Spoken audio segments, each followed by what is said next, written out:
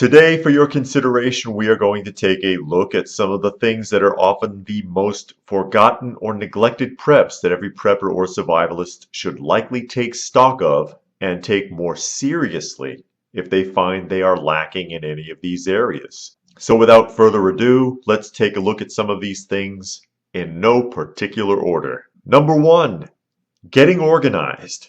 This can be a tough one for a lot of people. They have mostly what they need, but they don't always know where it is. Or they may have something and not remember that they do.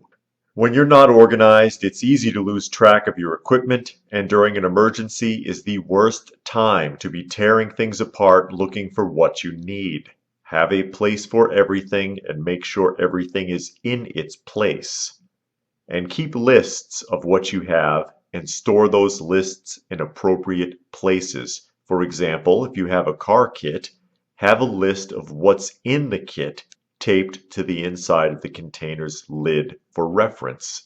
Number two, rotation. I can't go on about this one enough. Rotation is key in everything that you do when it comes to preps. It's not enough to just own stuff, particularly if it's stuff that gets used or if it's items with expiration dates like food. Food should be eaten and rotated. Water should be used and rotated, and any other supplies that are dipped into need to be replenished. This is an area that many people tend to neglect. Number three, sanitation plans. Unfortunately, many people don't think ahead when it comes to sanitation and hygiene. It doesn't occur to them how they are going to keep clean and how they are going to dispose of trash and human waste when the plumbing doesn't work anymore. Not being able to take care of these issues during grid downs is the fastest way to get sick. Study field sanitation and have a solid plan in place. Number four, security. During an SHTF scenario, expect that you and only you are going to be responsible for your safety and the safety of your family. Now, you may be well trained and you may be part of a group, but you may also find yourself cut off and or isolated. It's better to think about things like security now than later. If there were a long-term grid down, how would you protect your family, your property, and yourself? Have you ever done a security assessment of your immediate environment? Now's the time to do it. Find out where the weaknesses are now so that they can be dealt with in times of need. Number five, medical supplies. I think this is an area that often gets neglected. People either don't have enough supplies or they don't have a wide enough variety. Simply having one or two standard first aid kits isn't enough. Most first aid kits are equipped for minor household type injuries at best and never seem to get replenished when items from these kits are used from time to time. Your first aid kit is an area of prepping where it pays to think outside the box. Number six, tying in with number five, medical emergency preparedness. Most preppers own emergency medical supplies, but unfortunately many of them don't know how to use them efficiently. They have limited or no CPR training or first aid training and have limited or no knowledge of other life-saving procedures. This is one of those areas that I talk about often where you have preppers who just kind of own stuff but never really use it or know how it works. Now is the time to be doing that training. Trial by fire doesn't work very well when someone's bleeding to death. Number seven, spare parts.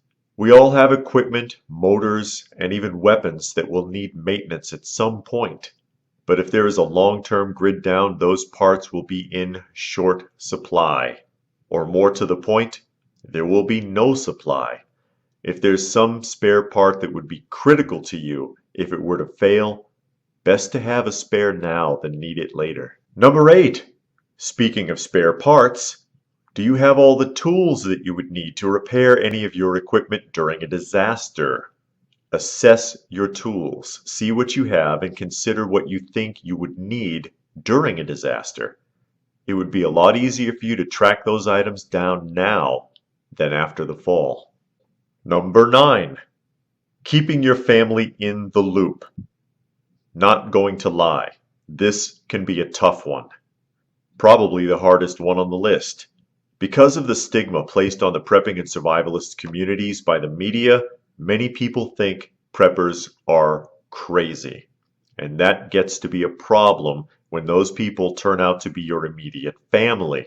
There are many preppers out there who have spouses, children, siblings, and other relatives who just don't get it, and they don't want to. So it's tough to get them on board. If these people are important enough for you to protect during a disaster, then they need to be taken into consideration now, no matter how reluctant you may be, because of how badly they treat you for wanting to prep, because they sure will be clamoring for your aid when things go bad, despite how much they currently mock you for your so-called crazy prepping hobby. If they are not going to cooperate and they are still important to you, then you will have to take up the gauntlet and prepare for them. And number 10, have a plan. Develop a plan of action now rather than later.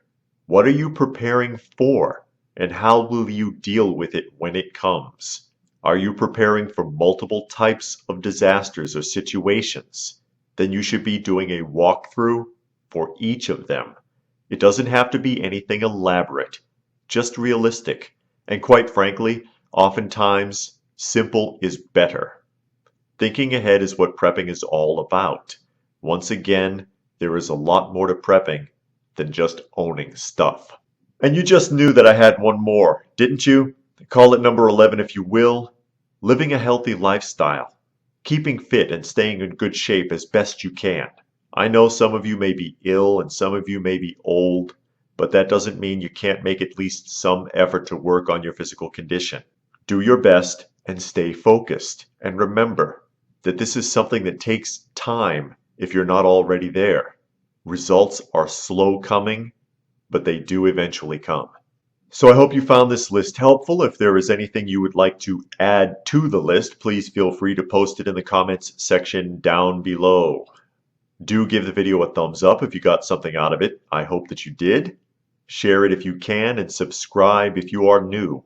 Check out some of the other videos or the playlists if you have the chance. You may find something helpful to you. I hope that you do. If you would like to help out this channel, there are links for that down below. Every little bit helps, and I sure do appreciate it.